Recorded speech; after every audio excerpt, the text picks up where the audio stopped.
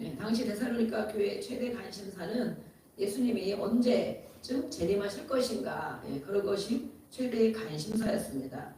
이때는 바울이 이 편지를 쓸 때는 예수님이 승천하시고 얼마 안 있어서 AD 51년이나 52년 이렇게 되니까 얼마 안 있었기 때문에 예수님이 가시면서 내가 다시 오시겠다. 그렇기 때문에 그것이 다 증거가 되었고 복음이 다 증거되었기 때문에 정말 금방 오시는 거하고 많이 기다렸고 또 예수님을 믿는 것 때문에 많이 핍박을 받으니까 그렇죠? 예수님이 좀 빨리 오셨으면 좋겠다. 매일 기다리는 거예요. 그런데 기다리는 것도 좋지만 옆에 사람들이 고난받고 핍박받고 이러다가 또 때가 돼서 죽어가는 사람이 있는 거죠. 죽는 사람들. 저들은 어떡하냐. 예수님을 맞이해야 되는데 어떡하냐 이러면서 또 불안해하고 두려워하기도 하고 어쨌든 이 데살로니가 교회 성도들은 이렇게 그 예수님이 다시 오시겠다 하는 말씀을 믿고 정말 이렇게 간절히 사모하는 마음으로 기다렸다는 거예요. 그래서 그것이 최대의 관심사였습니다. 얼마나 더 기다려야 되나? 언제 오시나? 오늘 오시나? 내일 오신대 오시나? 또 그 다음날 되면 오늘 오실라나? 또 그 다음 되면 오늘 오실라나?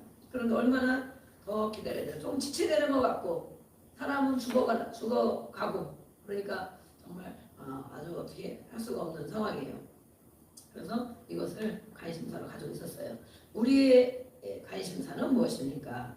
여러분의 관심사는 요즘에 최대의 관심사는 무엇입니까? 이 성도들은 오래전부터 예수님의 복음을 듣고 부활하고 승천하시고 재림하신다는 그런 복음을 듣고 정말 예수님을 기다리면서 바울이 전해준 복음 3주 동안에 전해준 복음 그것을 믿고 기다리고 살았는데 우리는 그 후로부터 오랜 세월이 지나서 정말 때가 이 상황을 보니 사람을 보니 생활을 보니 주변을 보니 세계를 보니 정말 가까이 왔구나 그렇게 생각하고 있는데 그런데도 불구하고 저와 여러분들 요즘에 최대 관심사가 무엇이냐 한번 오늘 말씀 통하여 나의 최대 관심사가 요즘에 무엇인가 한번 묵상을 해보시기 바랍니다. 저의 최대 관심사는 무엇일까요? 신방을 계속 해야 되는데 신방해야 될 성도도 이렇게 어떻게 이 성도들 한 사람 한 사람을 어떻게 하면 예수님을 잘 믿는 성도가 되도록 그런 돌짝박 같은 가시떨기 같은 굳어있는 그것들을 어떻게 하면 얼마큼이라도 해줄 수 있을까 이것들 관심사고 또 성전 요즘에 우리 또 역대상일보 있죠. 성전에 대한 계속 우리는 계속 기도하다 보면 하나님이 기회를 주시고 또 인도해 주시는 바가 있거든요. 계속 기도해야 돼 계속. 그러면 하나님 때가 되면 이제 가까워지는데 그것이 최대의 관심사예요. 저의 관심사는. 그래서 이 5장에서 그런 해답을 주고 있습니다. 먼저 성도는 재림의 때와 시기에 관하여는 알 수 없다는 사실을 알아야 된다라고 말했습니다. 때와 시기 5장 1절에 보면 형제들아 때와 시기에 관하여는 때와 시기 같은 말인 것 같기도 하고 비슷한 말인 것 같기도 하죠. 여기서 때와 시기는 때라는 것은 우리가 시간 흘러가는 시간 오늘 7월 15일인가요? 15일? 16일 16 이런 시간 흘러가는 시간 크로노스라고 일반적인 시간 시기는 하나님의 때 하나님의 시기를 말해요. 카이로스 하나님의 때 그래서 이렇게 때와 시기는 너희들에게 쓸 것이 없다. 왜 이렇게 말씀했느냐 그러면 이 사람들이 너무 재림을 정신 차리고 재림을 기다리고 있는 그런 사람이기 때문에 그것을 알고 있는 사람들이기 때문에 그것을 자세히 쓸 필요는 없구나. 모르는 사람 같으면 막 그것을 얘기해 줄 텐데 시기를 봐라 때를 봐라 막 얘기해 줄 텐데 이 사람들은 너무 그것에 대해서 자세히 알고 있었기 때문에 막 사모하고 너무 사모해서 문제로 그 다음에 이제 대사님 후서에서는 더 이제 강력한 메시지를 전하잖아요. 너무 그것 때문에 막 쳐다보고 다른 일을 할 수 없는 그런 생활이기 때문에 다시 이제 편지를 다시 쓰시는데 교인들이 이것을 자세히 알고 있었다. 여러분들은 자세히 알고 있습니까? 이 데살로니가 성도들처럼 예수님이 분명히 오시는데 오신다는 것을 재림을 믿으십니까? 언제 오시는가? 성경에 우리가 많이 봤죠? 때를 보면 알 수 있다. 시기를 보면 알 수 있다. 예수님 그러면 우리가 그런 생각을 합니까? 막 무슨 일이 생길 것 같고 그러면 예수님 오실 때가 가까웠는가? 아니면 아이고 뭐나 천국 갈 때까지는 안 오시겠지. 세상이 원래 그런 거야. 이렇게 하고 세상의 방송에만 귀를 기울이고 살아가십니까? 이 성도들은 정말 짧은 시기에 복음을 접했지만 이렇게 확실하게 알고 있었어요. 그러면서 바울이 말씀하기를 오시는 시기는 알고 있지만 어떻게 오시느냐? 도둑같이 주의 날이 밤에 도둑같이 온다. 말씀에 도둑같이. 도둑이 오는 것은 예고를 하지 않고 오잖아요. 그죠? 어느 날 갑자기 오고 또 잠깐 빈 사이에 오고 저희도 도둑 맞다고 제가 그랬잖아요. 막 제가 필리핀 가서도 그렇게 설교를 했잖아요. 도둑이 있다. 도둑이 있고 예수님이 있다. 도둑은 다 빼앗아 가고 죽이고 멸망시키는 짓을 하는 것이다. 예수님보다 먼저 온 것, 먼저 믿은 것, 우상 숭배. 그건 빼앗아 가고 뺏어가고 분리시키고 죽이고 멸망시켜서 지옥으로 끌고 가게 하는 것이 바로 우상을 믿는 사람들, 정말 사단 마귀가 하는 일이다. 그렇죠? 그것이 도둑. 그러나 예수님이 오셔서는 생명을 주시고 더 풍성히 주시고 회복하여 주시고 빼앗긴 걸 찾아주시고 찾아주시더라고. 다 찾아주시거든요. 예수님만 잘 믿으면 잘 믿는 게 뭔지를 몰라서 그래. 잘 믿는 거. 교회를 다니는 게 잘 믿는 게 아니고 예수님이 어떤 분인지 잘 믿으면 빼앗긴 것을 다 찾아주시고 회복시켜 주십니다. 아멘. 저에게도 그렇게 하고 계세요. 더 앞으로 하나님 얼마큼 하실지 모르겠지만 이렇게 도둑같이 온다는 거. 도둑같이. 그래서 부지 불식간에 갑자기. 그리고 어떤 사람은 그러잖아요. 저 사람 건강했는데 갑자기 그렇게 됐어. 뭐 이런 얘기도 하죠. 저 집에 잘 살았는데 한순간에 갑자기 무너졌어. 갑자기. 도둑이 하는 일, 갑자기 하는 일. 그래서 우리는 이렇게 오늘 말씀도 영적인 해석을 할 수 있지만 늘 깨어 기도하는 자들에게는 어떤 일이 생겨도 갑자기 일어나는 일이 아닌 것입니다.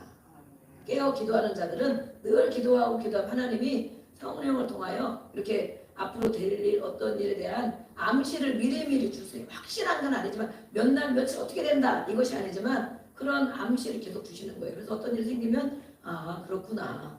그래서 이렇게 충격받고 막 놀래고 막 두려워할 일이 별로 없더라고요. 별로 없어요.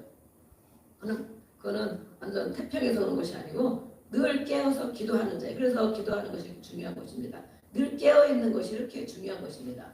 밤에 육신으로 잠을 안 자고 깨어있냐 이건 아니죠. 영이 깨어있어야 된다는 거죠. 영이. 하나님과 늘 교제를 하고 있는 것. 하나님을 인식하고 사는 것. 바로바로 마음과 생각을 돌이켜서 다시 하나님을 바라보는 것. 그것이 바로 깨어있는 것입니다. 깨어있는 것.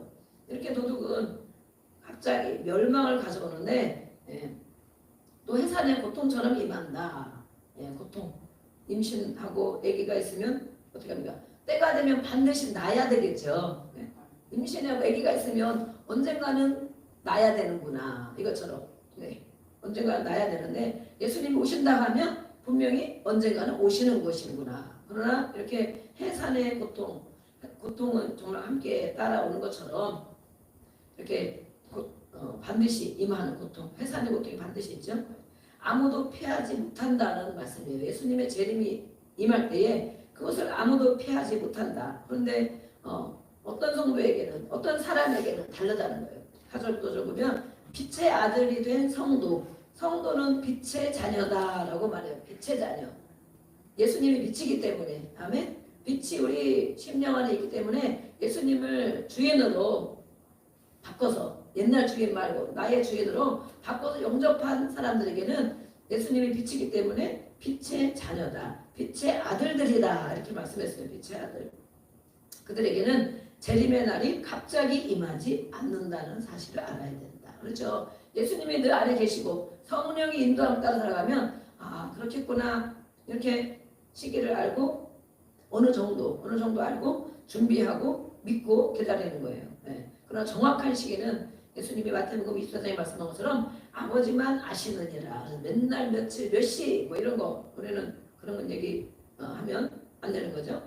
그래서 도둑같이 오는데 성도는 빛의 아들이기 때문에 낮의 아들, 밤에 속하지 않고 밤 어두움, 영적인 어두움에 속한 사람은 성도가 아니라는 거예요. 어두움에 속한 사람, 영적으로 깨어있는 자가 바로 빛의 아들이고 낮의 아들이다 이렇게 말했어요. 그래서 어둠과 밤에 대해서 말씀하면서 불신자들, 예수를 믿지 않는 자들, 그들의 신분과 행위를 비유하고 있습니다. 예수를 믿지 않는 자들은 밤의 어두움의 자식들이다.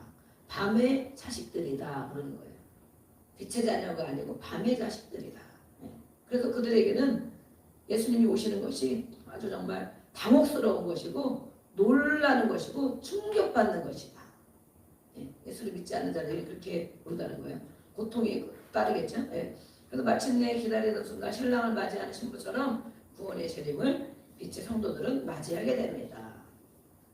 그래서 정말 신랑을 결혼하기로 했으면 신랑을 맞이하는 신부처럼 기다리다가 준비하고 기다렸다가 아주 반갑게 기쁨으로 맞이하는 신부 같은 그들이 바로 성도입니다. 빛의 아들, 빛의 자녀, 또 낮의 자녀. 그래서 성도라고 말씀하고 있어요. 그래서 성도는 결국 깨어 근신하는 중에 재림의 날을 착실히 준비해야 된다라고 말하고 있어요. 이 세상에 속한 어둠의 아들들은 재림에 관심이 없죠. 그렇죠. 예수님에 대해 관심이 없고 예수님은 뭘 했는지 왜 믿어야 되는지 아무 관심이 없습니다. 우리도 예수님에 대해서 관심이 없습니까? 재림에 대해서 관심이 없습니까? 자신한테 한번 물어보세요. 예수님의 재림에 대해서 내가 정말 관심을 가지고 있나? 밤에 속한 자들은 바로 그렇습니다. 잠에 골아 떨어진 자, 그렇죠? 또 비유하기를 술에 취한 알코올 중독자들 같다. 잠들어서 골아 떨어진 사람, 어머가도 모른다 그러잖아요.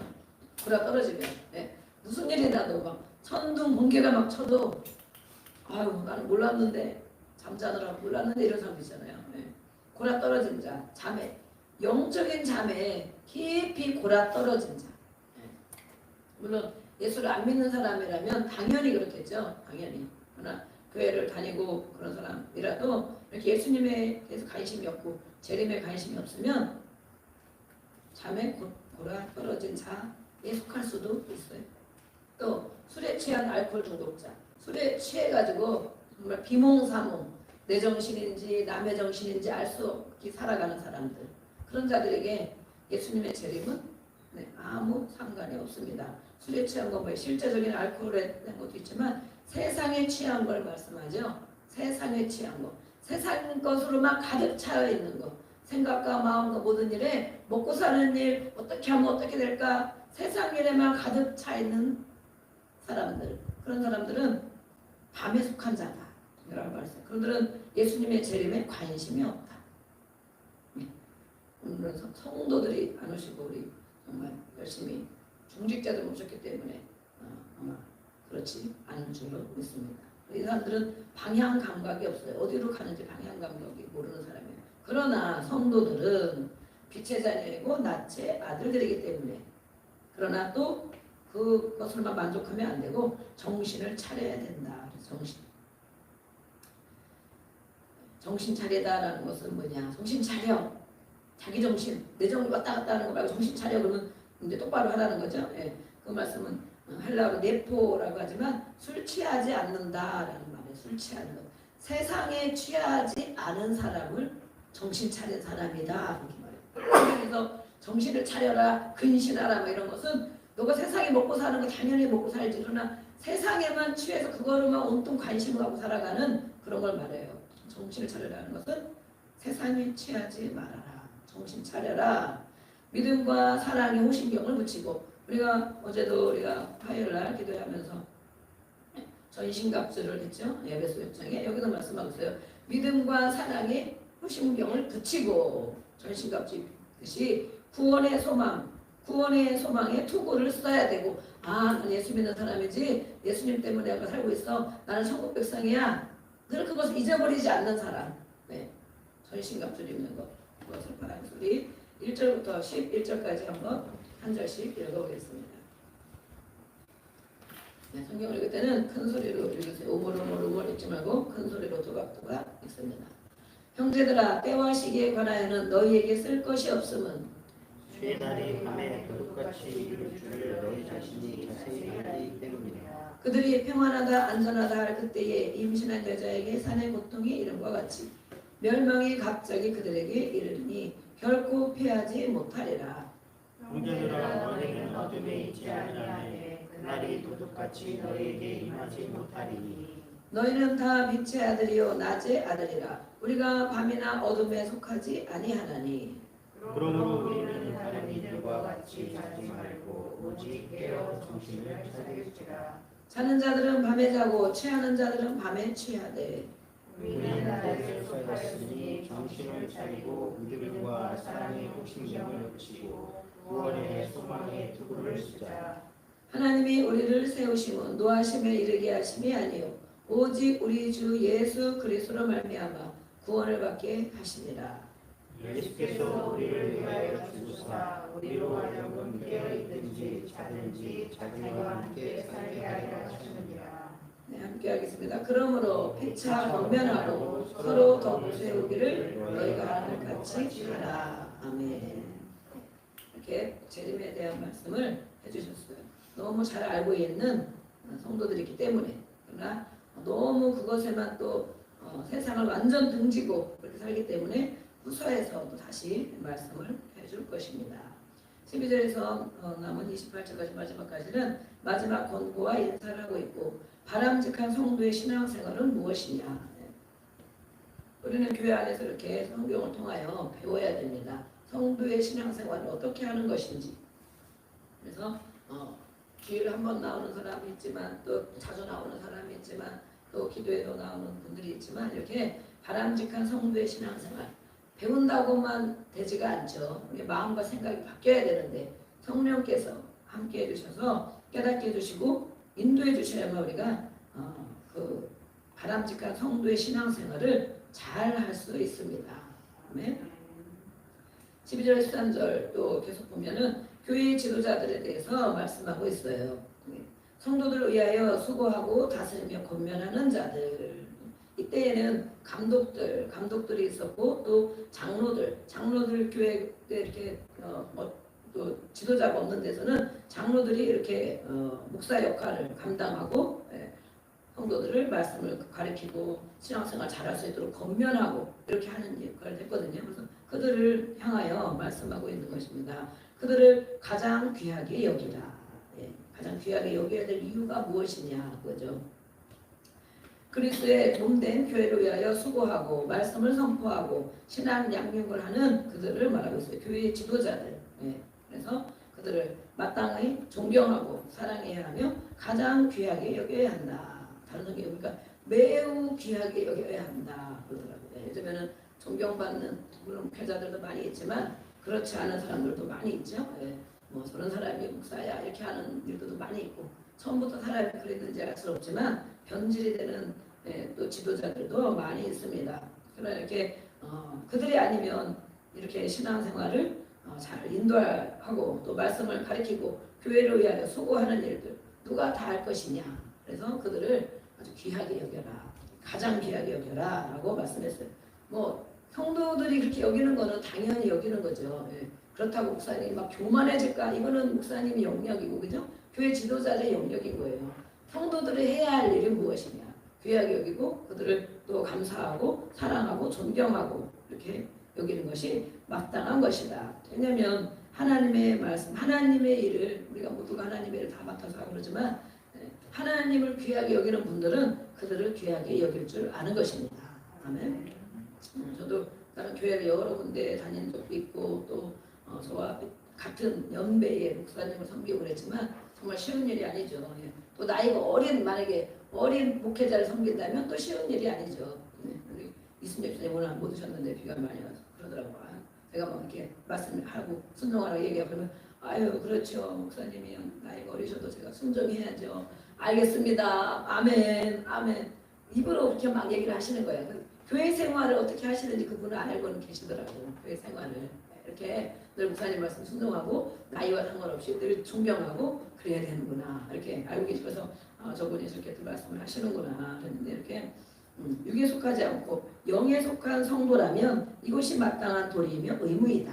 그래서 아직 우리 교회 우리도 이제 개척교회는 또 그게 잘 안 되잖아요. 다 니나 나나 매일 같이 먹고 마시고 같이 어울리고 이러다 보니까 정말 뭐 제일 가까이 지내기도 하지만 또 너무 가까이 지내다 보니 또 큰 교회 같은 게 엄청 어려워하잖아요. 목사님들 어려워하고 한번 인사하기도 어렵고 목사님 부르면 철렁하고 막 이렇게 어렵잖아요. 근데 물론 개척교회는 처음부터 그렇게 할 수도 없고 같이 어울려 지내요. 그러나 어느 정도 이제 자라나면 육에 속하지 않고 처음엔 육에 속한 성도였지만 점점 자라나다 보면 정말 이렇게 영에 속한 성도가 된다면 그것이 마땅한 도리이며 의무이다. 그래서 다른 이제 이렇게 새 신자들이 봤을 때 그것을 또 보고 배우잖아요. 저렇게 하는 거구나.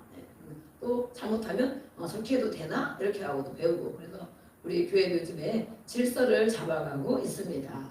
아멘. 질서. 하나님 앞에 질서를 잘 세워가고 잡아가고. 그래서 각 부역장님들, 우리가 다른 부역원이 별로 안 와서 할 말이 많이 없는데 부역장님들을 정말 잘 섬겨드려야 돼요. 잘 섬겨드려요. 왜냐하면 두분도 똑같이 교회 지도자로 가장 늘 먼저 기도하고 어떤 일이 있으면 늘 먼저 소식을 전하고 우리 아직 뭐 이제 성도가 많지 않기 때문에 저도 같이 알고 다 그러지만 그래도 이 책임감과 부담감을 가지고 늘 말씀을 준비하고 기도하고 또 이렇게 잘 양육하려고 애쓰는 그들을 정말 귀하게 여겨야 됩니다. 아멘. 다 부역장이시네요. 또 남전도에도 마찬가지. 남전도에도 우리 최강원 집사님이 이제 지금 혼자 부역장이신데 앞으로는 한 세 구역으로 두 구역, 세 구역으로 나눠지지 않을까 싶어요. 이제 조금만 더 계시면 몇 분만 더 오시면 그러나 아직 이제 부역장님이신데 또 책임감과 부담감을 가지시고 늘 기도 많이 하고 계시죠. 기도하시고 또 말씀 가르치고 그러시는데 이 모든 남전도 회원들이 부역장님을 아주 귀하게 여겨야 됩니다. 아멘. 네, 그래서 나이가 젊고 나이가 많고 이거에 상관없이 정말 이렇게 인도하시는 분을 귀하게 여기고 하는 말씀을 잘 귀담아 듣고 내가 신앙의 연도가 많다 아니면 내가 나이가 많다 이래가지고 막 주장하는 자세를 하고 더 위에 있어서 막 하면 절대 안 됩니다. 절대 안 돼요. 어떤 사람이 할지라도 목사님이 하나님께 감동을 받고 해서 부역장을 세웠으면 그가 바로 그 팀의 리더입니다. 리더. 그래서 그런 책임감과 부담감을 가지고 잘 양육해 주시고 또 회원들은 그거에 이런 말씀 주일날 해야 되는데 이런 주일날 해야 되는데 그래서 잘 귀하게 여기고 잘 가르침을 받고 또 우리 최 집사님은 여러 면에서 다 이렇게 바르게 잘 가고 계시기 때문에 그분이 하는 말씀은 거의 제가 하는 말과 같다라고 생각하면 됩니다. 우리 모든 구역장님들이 마찬가지죠. 그래서 이렇게 마땅히 영에 속한 성도라면 마땅한 도리이며 의무이다라고 말씀했어요. 이렇게 또 기도해 주시고 또 성도 간에는 어떻게 해야 되느냐? 성도 간에는 화목해야 된다. 그렇죠? 교회 지도자를 중심으로 일치 단합하고 협력할 때 화목해질 수 있다. 그렇기 때문에 지도자에 대한 비난이나 험담이나 분파 행동이 화목을 저해하는 가장 큰 요인이죠. 우리 교회는 이런 일이 없는 줄로 믿고 성도 간에 화목할 수 있도록 어떤 일이 있으면 항상 성도들이 막 목사님 막 서운한 것도 있고 아니면 부역장이 막 서운하게 막 이렇게 하셨잖아요. 그래도 늘 우리는 그런 것이 아닙니다. 그분이 그런 것이 아니고 이렇게 기도하고 잘 하려니까 그런 것인데 정말 얼마나 기도하시고 얼마나 이렇게 애써서 정말 신앙이 잘 될 수 있도록 그렇게 하는지 모릅니다. 이렇게 해서 서로 간에 이런 일이 없도록 해야 된다. 그래서 화목해야 된다라고 말씀했어요.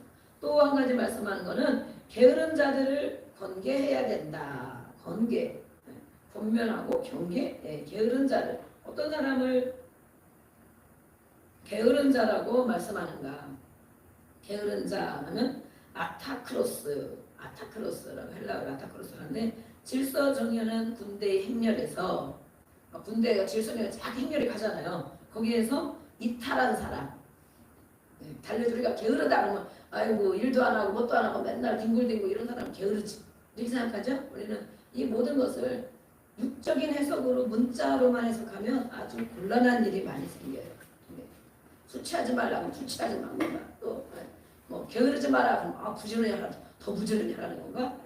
물론 그런 의미도 있지만 실제 원어 해석에는 바로 이렇게 이탈된 사람을 말해요. 그래서 교회의 정당한 질서와 가르침을 떠나서 자기 멋대로 행동하는 사람, 자기식대로 행동하는 사람, 교회의 이렇게 질서와 또 양육과 이거에 따르지 않고 개인 행동, 자기 행동을 하면서 이탈한 사람, 이 하나님의 무리, 거룩한 무리에서 이탈하는 사람들을 말하고 있어요.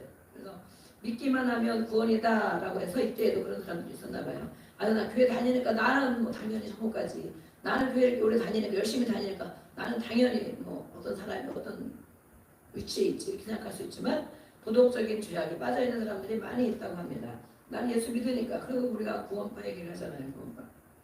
교회만 다니면 다 되고 예수 믿으면 다 회개할 필요가 없다 이렇게 생각하는 사람들, 그들이 도덕적 죄악에 빠져있는 사람들이기 때문에 재림이 임박했다 하여 또 일하지 않고 또 아무것도 하지 않고 예수님 재림만 기다리고 아무것도 하지 않는 이런 사람들, 그들이 바로 게으른 자들이다라고 말해요. 게으른 자들. 질서, 교회의 질서, 가르침에 잘 따라서 예수님이 오실 것을 기다리며 분별하여 살아야 되는데 그렇지 못하고 자기 나름대로 해석하여서, 그래서 예수님 오실 거니까 뭐 언제 나는 아무것도 안 해, 나가지 않고 종일 막 기다리기만 할 거야, 이렇게 그런 사람들, 이런 제대로 분별하지 못하고 제대로 가르침을 받지 못해서 이탈한 사람들, 그런 사람들은 바로 게으른 자들이다. 그런 자들은 권면해야 되고 경계해야 된다. 그래서 마음이 약한 자들은 격려해주고 힘이 없는 자들은 붙들어주고, 또 겁이 많고 소심한 자, 그런 자들은 영적으로 어린 자들이기 때문에 그런 자들을 붙들어줘야 된다라고 말했어요. 우리가 붙들어주는 것도 필요하지만 계속 그렇게만 할 수 없죠. 자라나야 되죠. 6개월이 되고 1년이 되면 자라나야 되고 직분을 받고 이러면 또 자라나야 되고 또 3년, 5년이 되면 정말 이제는 다른 새신자들, 더 약하고 힘든 사람들을 더 정말 케어하고 이렇게 도와줄 수 있는 자들로 이렇게 자라나도록 우리가 양육해야 됩니다. 아멘. 또 모든 사람에 대해서는 오래 참아야 한다. 오래 참는 것은 정말 어렵습니다. 그렇죠? 이해가 안 가고 그럴 때가 많이 있죠. 그들도 예수 그리스도께서 위하여 죽은 형제이다. 우리가 이런 거 보면 정말 아닌 것 같을 때가 있어요. 말도 안 듣고 말썽만 부리고 뭐 교회 다니는 사람 중에 이런 사람이 많이 있잖아요. 그런 거 보면 정말 저 사람이 제대로 믿는 것인가 이렇게 하고, 왜 이렇게 자라나지를 않는가, 왜 이렇게 해결을 못 받는가, 왜 이렇게 저렇게 사는가, 이렇게 그런 사람들, 그런 자들이 있는데 그런 자들을 향해서도 예수님은 모두가 구원받기를 원하십니다. 아멘. 모두가 구원받기를 원하시고 모든 인류를 위하여 피 흘려 죽으셨어요. 그렇기 때문에 그들을 위해서도 예수님이 피 흘려 죽으셨다는 사실인 것입니다. 아멘.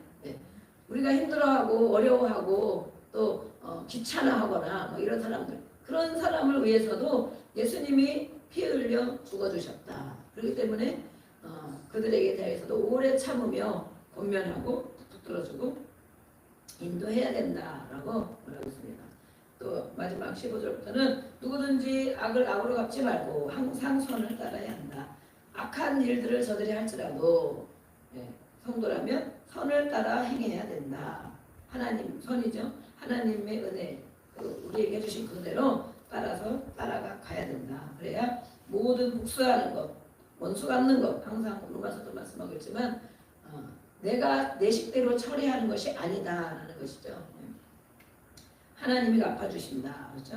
그래서 이렇게 내가 하려고 하는 것, 내가 막 고쳐내고 막 내가 뭐 이렇게 원수 갚는 일 보복하려고 하는 거 말이에요. 우선 보복하는 것. 힘들게 하고 괴롭게 하고 어렵게 하면 막 그런 심리가 나타나잖아요. 그런 것들은 바로 하나님을 온전히 신뢰하지 않기 때문이다.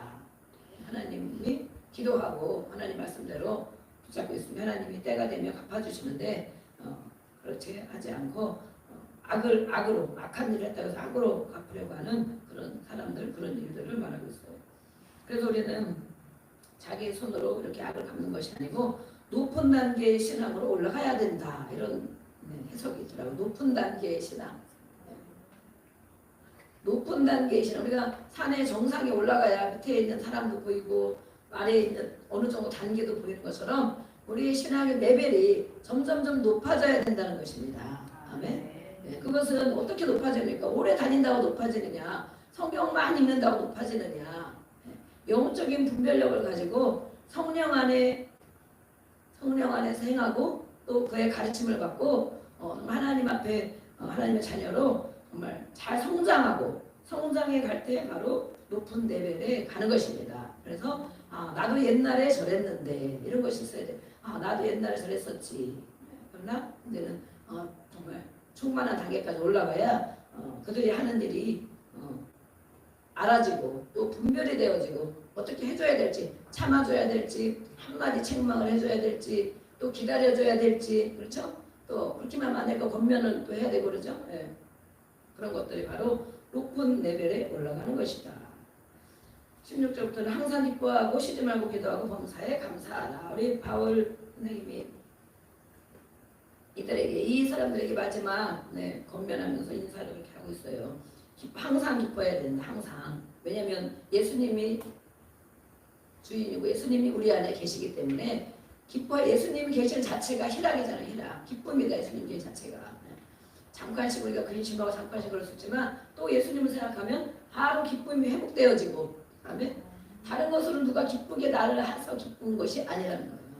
예수님이 내 안에 계시기 때문에 바로 희락이고 기쁨이다. 또 그렇게 하려면 쉬지 말고 기도해야 된다. 끊임없이 다른 성경 보면 끊임없이 기도해야 된다.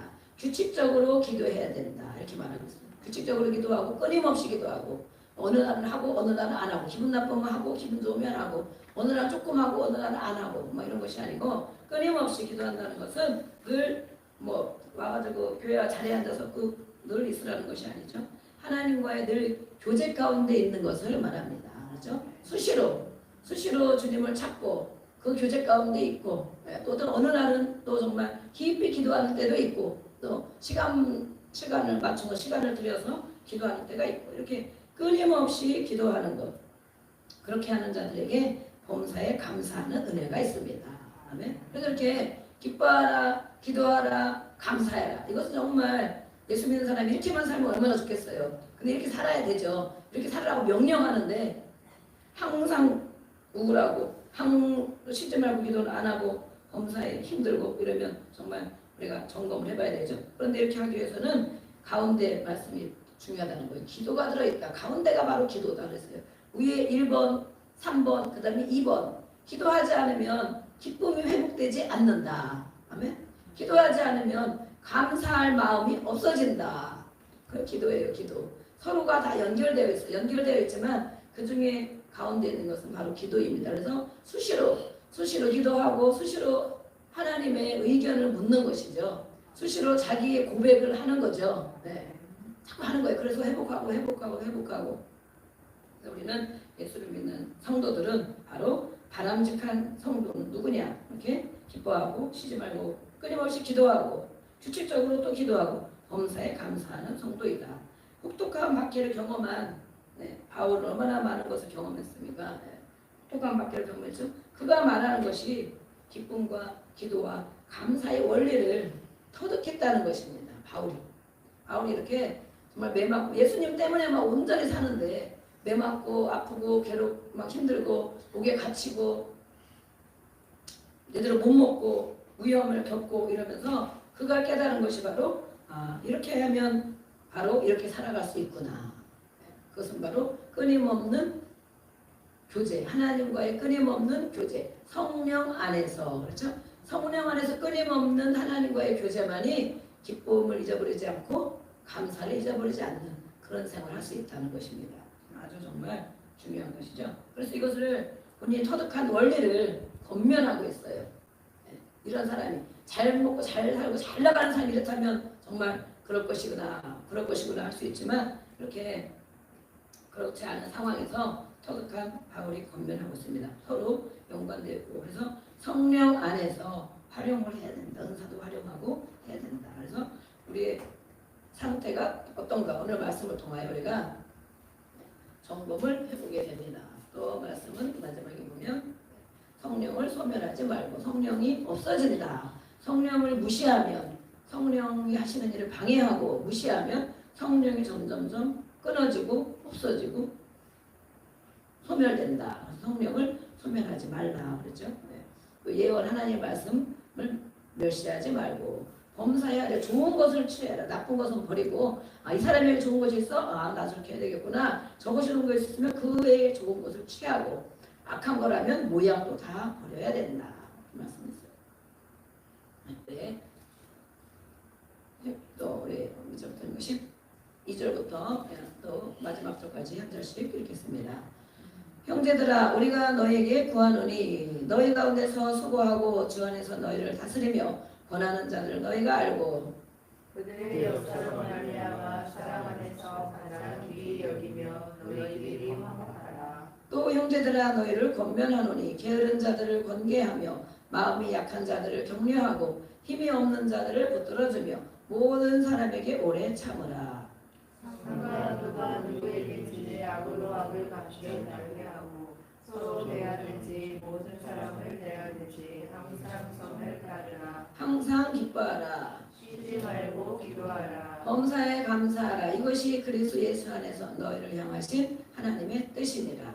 성령을 소멸하지 말며 예언을 멸시하지 말고 범사에 하려 좋은 것을 취하고 악은 어떤 모양이라도 버리라. 평강의 하나님이 친히 너희를 온전히 거룩하게 하시고 또 너희의 온 영과 몸과 몸이 우리 주 예수 그리스도께서 강림하실 때에 뜨겁게 보존되기를 원하노라. 너희를 부르시는 이는 미쁘시니 그가 또한 이루시리라. 형제들아 우리를 위하여 기도하라. 거룩하게 입맞춤으로 모든 형제에게 무난하라. 내가 주를 힘입어 너희를 명하노니 모든 형제에게 이 편지를 읽어주라. 네, 같이 하겠습니다. 우리 주 예수 그리스도의 은혜가 너희에게 있을지어다. 아멘. 우리는 성령 안에서 이 말세를 살아가는 지금은 점점 더 가까워지는 이 시대에 이렇게 성령 안에서 항상 성령을 소멸하지 말고 하나님 앞에 오늘 말씀처럼 내가 거기서 점검되어지는 것이 무엇인가 점검하면서 늘 이렇게 승리하며 살아야 되겠습니다. 아멘. 오늘 우리가 또 요양원에 가서 예배를 드리는데 지금 어제부터 한 주 전부터 우리가 기도하잖아요. 기도 요양원 예배 잡히면 한 주 전부터 기도하고 그러는데 늘 시간이 촉박해요. 바로 그전에 지금 1시간 가까이 이렇게 막 사용을 했는데 지금은 바로 그 시간 지나면 30분 40분 지나면 다른 사람이 대기하고 있어. 나는 프로그램을 하려고. 그래가지고 시계도 없으니까 제가 핸드폰 마감해 막 이러고 이제 그러는데 막 끝나고 나면 막 이제 안녕히 계세요 이러고 막 나오는 거야 이제. 그래가지고 이번 주에 제가 이제 기도를 하면서 지난번에 우리가 이제 다 어디 가도 기도해주고 다 그러지만 이분들을 그래도 한 분 한 분 머리에 손 얹고 예수비라도 좀 뿌려주고 와야 되겠다. 이제 이렇게 정신 인지 능력 또 더 힘들어지는 거 또 예수님을 안 믿고 모르는 사람도 많이 있거든요. 그래서 예수비 이거라도 뿌려주고 이러고 와야 되겠다. 그런 마음을 막 주셔서 이번에는 그래도 더 짧게 하고 그거를 해야 되겠다 이런 마음을 주셨어요. 근데 그것을 하나님이 기쁘게 여기셔서 아멘. 기쁘게 여기셔서 그래도 생각보다 기도를 다 해주고 이제 오고 그러는데 그러니까 하나님이 기쁘게 여기시니까 선물을 주는 것입니다. 아멘. 하나님의 선물을 늘 하나님 선물을 준비하고 있어요. 제가 요즘에 선물을 많이 받나 많이 못 받은 것 같아요. 근데 정말 그전에는 늘 선물을 주시더라고요. 하나님 기뻐하는 일을 하면 누구를 통하여 또 주고 정말 그래서 하나님 기뻐하시는 일을 내가 했구나. 점검하며 다니는데 그 마음을 주셔서 그래도 좀 언제 저분들이 언제 가실지 모르는데 진짜 예수 믿고 예수님 저는 가서 간단한 설교를 하잖아요. 가서 또 예수님의 이름을 많이 부르게 예수님 오늘은 제가 퀴즈를 했잖아요. 무슨 얘기만 하면 해답은 예수님이다. 그랬더니 예수님 무슨 대답 얘기하면 우리를 구원하신 분 누구십니까? 그러면 예수님 그래야 되죠. 네. 누가 나를 위해서 피 흘려 주셨습니까? 그러면 예수님 그래야 되죠. 자기 입으로 예수의 이름의 그 뜻이 구원이잖아요. 그래서 어떻게든 이분들이 정말 언제 가셔도 하나님 나라에 갈 수 있도록 찬양하고 예배하고 예수님을 얘기하고 또 기도하고 갈 때마다 영접 기도하고 오늘은 이렇게 기도를 좀 해줘야 되겠다 이런 마음이 있었는데 정말 그렇게 하고 나니까 하나님이 원장님을 통하여 요즘에 원장님이 막 뭘 주시려고 막 그러더라고요. 그래서 반찬거리를 막 주셔가지고 반찬거리 피우는데 막 싣고 왔는데 그 이번 주는 막 소곱창 전골을 먹게 생겼습니다. 네, 그래서 제가 아까 정리를 막 싹 해놨어요. 근데 좋은 것 같더라고 보니까 자기가 원장님이 본인이 드시려고 해놨는데 줄까 말까 이런 마음이 막 드는 거야. 근데 근데 목사님 들으는 게 낫겠대. 그래가지고 우리 교회 밥해 먹는다고 막 이랬더니 뭐 조금인 줄 알아서 그냥 화요일 날 조금 먹어야겠구나 그랬더니 막 덩치가 큰 거예요. 그래가지고 보니까 주일날 다 먹어도 되겠어. 20몇 명이 걱정적으로 가면 몇 개 안 들었잖아요. 진짜. 근데 그 정도 잘라내면 진짜 많을 것 같더라고. 그래가지고 그다음 김도